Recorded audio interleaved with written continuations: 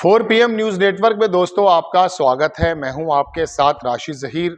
2024 के इलेक्शन में जितने भी लोगों ने सर्वे किए थे वो किस प्रकार से मुंह के बल गिरे हैं वो आपने देखा है।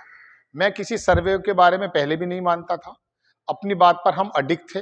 4 पीएम अडिग था और हम चूंकि जमीन पर लोगों से कांटेक्ट में थे, हमारे पत्रकार हम लोग जमीन के हालात देख रहे थे।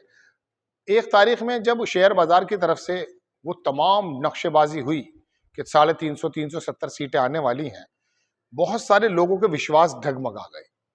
और शेयर बाजार में आपने देखा होगा बहुत जबरदस्त इन्फ्लेक्चुएशन हुआ। कोई बताता 4 लाख करोड़ रुपए का हो गया, कोई बताता 12 लाख करोड़ का हो गया। अमित शाह तो खुद ही कहने लगे थे कि आप जो है पैसा लगा सकते हैं। खैर, लेकिन रिजल्ट वही आया जिसके पास हमने थोड़ी बात अपनी मेहनत करके आपको बताया। लेकिन सर्वे तो नहीं, लेकिन कुछ पत्रकार अगर कुछ बात कह देते हैं तो उनको कभी कभी सीरियस लिया जाता है। राजदीप सरदेसाई सीनियर पत्रकार है, काबिल आदमी है और पिछला वाला रवैया अगर हटा दिया जाए तो कभी कभी ढुलमुल होने के अलावा बैलेंस बात कर जाते हैं। उनका बयान आया कि हरियाणा में कांग्रेस मजबूत तो जम्मू कश्मीर में हो सकता है बड़ा खेल।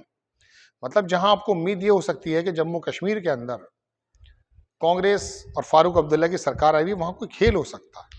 मैंने एक हफ्ते पहले का एपिसोड बनाया था, उसमें आपके सामने मैंने अर्ज किया था कि जो लोकल जमात इस्लामी हैं, लोकल इंडिपेंडेंट हैं, उनको भारतीय जनता पार्टी किस प्रकार से सहूलियतें दे रही है। राशिद इंजीनियर जो जेल में है, मोबाइल फोन ऐसे आरोप लगते हैं कि तमाम चीजें उसको मिल रही हैं। वो घाटी के अंदर इलेक्शन तो बहुत सारी सीटों पर नहीं लड़ रहे हैं, लेकिन वो चाहते ये हैं कि वहां पर इंडिपेंडेंट के जरिए खेल हो जाए। कैंडिडेट भी उनको नहीं मिले। खैर, लेकिन मैं हरियाणा और कांग्रेस में राजदीप सरदेसाई ने जो कहा है वो आपके सामने बता रहा हूं दोस्तों। लिखा है कि हरियाणा में पिछले 10 साल से भाजपा की सरकार है, लेकिन इस बार की स्थिति अलग है। वरिष्ठ पत्रकार राजदीप सरदेसाई ने तर्क दिया कि 10 साल की सरकार के बाद एंटी इनकम्बेंसी का असर दिखने लगा है। लिखता है अखबार न्यूज तक कि लोकसभा चुनाव के बाद देश में पहली बार हरियाणा और जम्मू कश्मीर में चुनाव हो रहे हैं। ये चुनाव देश की राजनीति के लिए महत्वपूर्ण साबित हो सकते हैं। हरियाणा में 1 चरण में, जम्मू कश्मीर में 3 चरणों में मतदान होंगे। अब तक जम्मू कश्मीर में 2 चरणों का मतदान हो चुका है, जबकि अंतिम चरण बाकी है।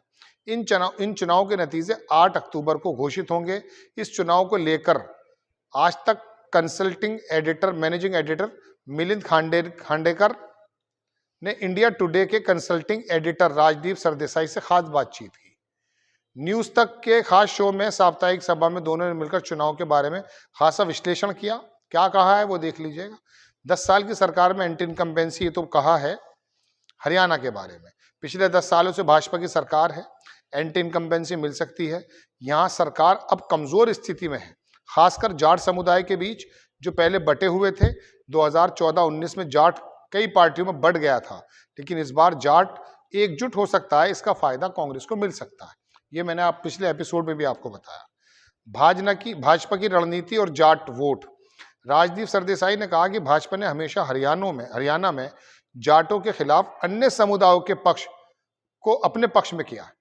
उत्तर प्रदेश में यादव के खिलाफ गैर यादव, जाटव के खिलाफ गैर जाटव, हरियाणा में जाटों के खिलाफ गैर जाट। याद रखिएगा, ये मैं शुरू से कहता हूं।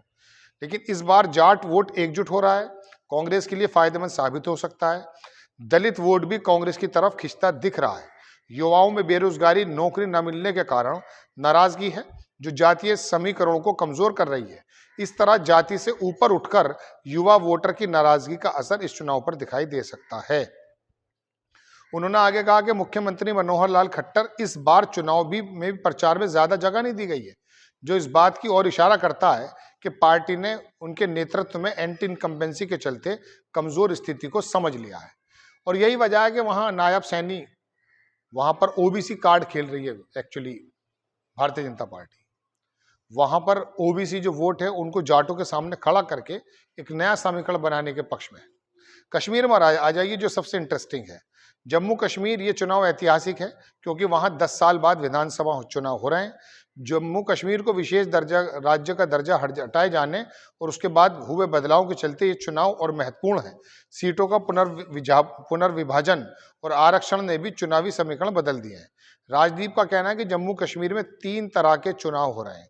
एक घाटी, यानी कि पहाड़ वैली में, एक जम्मू क्षेत्र में और एक उन सीटों पर जो आरक्षित हैं। घाटी में नेशनल कॉन्फ्रेंस कांग्रेस का प्रभुत्व दिख रहा है, जबकि जम्मू क्षेत्र में भाजपा मजबूत स्थिति में है, लेकिन फिर भी स्पष्ट बहुमत की उम्मीद कम है और एक त्रिशंकु विधानसभा की संभावना है। राजदीप सरदेसाई के अनुसार हरियाणा में कांग्रेस को 80-90% बढ़त दिख रही है। मुख्यमंत्री की बात, हरियाणा के कांग्रेस में सरकार बनती है तो जम्मू कश्मीर की स्थिति अभी अनिश्चित है। मैं आपको जम्मू कश्मीर के बारे में भी कई बार बता चुका हूँ।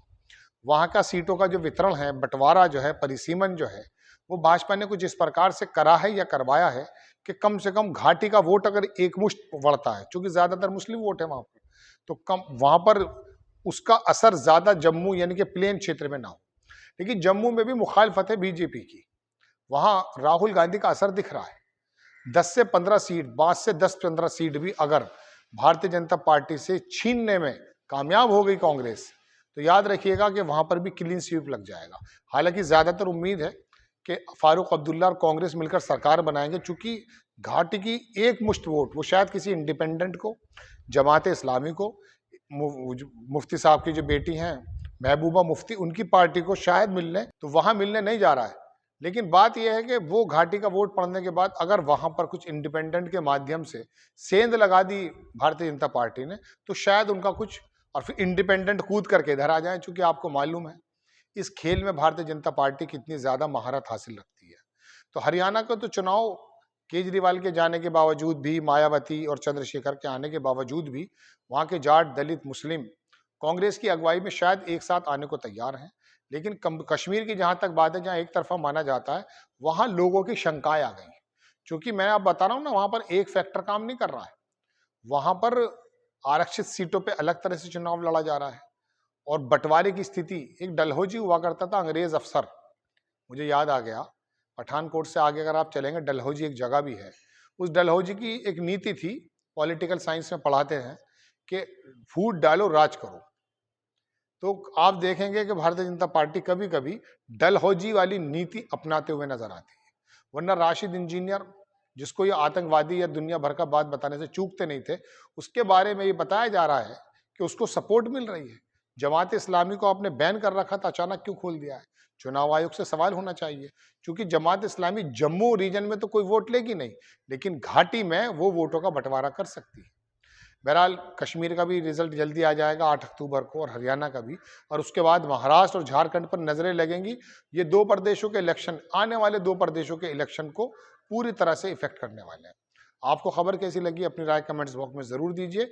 चैनल को सब्सक्राइब कीजिए, शेयर कीजिए। नेक्स्ट टाइम में किसी खबर के साथ हाजिर होता हूँ। जय हिंद।